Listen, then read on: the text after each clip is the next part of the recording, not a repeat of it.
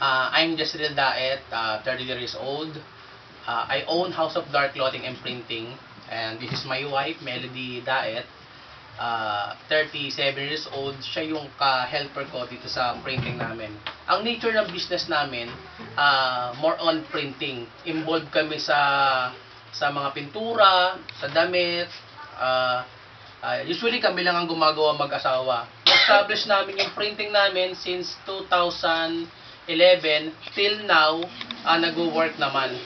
Tapos nung last year, 2013, nagkaroon ako, particularly ako ng problema sa baga. Nagkaroon ako ng serious na hika.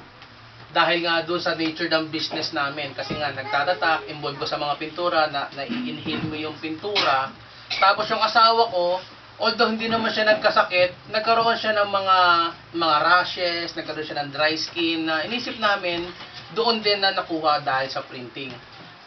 Full-time printer kami from 4 a.m. hanggang 8 ng gabi.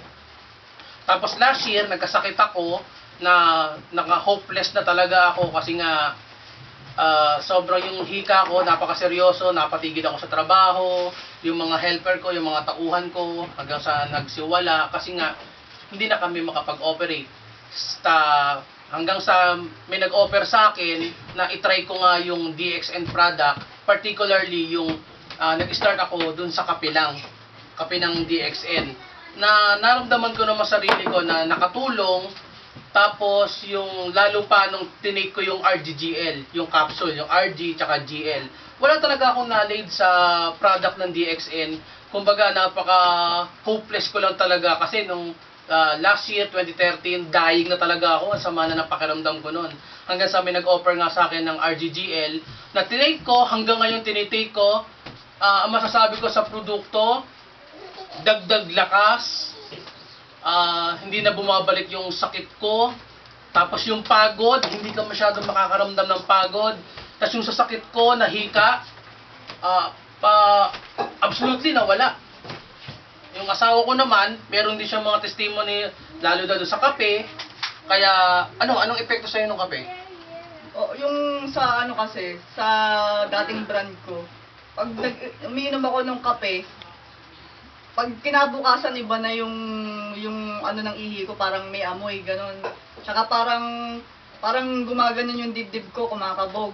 Pero simula nung uminom ako nung kape ng DXN, malaki yung pinagbago niya. Tsaka kung dati constipated ako, sa loob ng isang linggo, isang beses, 2 beses lang akong napapadumi. Ngayon, regular na. Minsan pa nga 2 beses, 3 beses sa isang araw.